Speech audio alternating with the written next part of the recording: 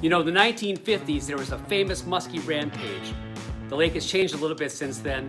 Technology, pressure. Let me tell you how I break down Leech Lake. I'm Toby Cavalli, Leisure Outdoor Adventures Fishing Guide and aspiring musky fisherman. Tell you what, we put a lot of muskies in the boat the last couple of years, and let me go about breaking down the lake for you to tell you how I go about the system.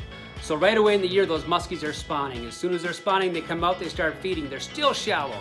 In shallow water, those shallow water bucktails, those smaller blade bucktails, maybe some of the smaller beaver baits, small crankbaits, twitching them slow through those schools of bait fish, perch, walleyes. We're talking early, so right around musky opener a few weeks later, those fish are still shallow, a great place to start.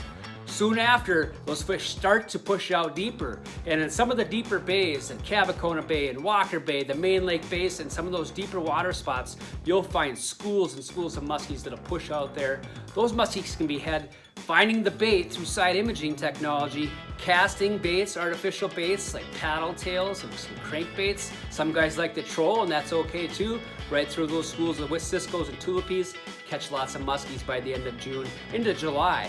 And then the water warms up, there's a big shallow push of fish, and that's what everybody's been waiting for. So we're talking mid-July now into August, and those weedy bays like Portage and Sucker and Steamboat Bay, those weeds that have been established and are green are full of life from the spawn from all the other species. So those fish are going up there and they're chowing, and now it's traditional stuff. Now we're using our bucktails, and now we're using paddle tails, and now we're using topwaters and twitch baits and big rubber baits all through those weeds or maybe on the rocks. By August, the shallow water rocks, when there's wind on Leech Lake, those shallow water rocks load up with muskies, and let me tell you, they like to eat.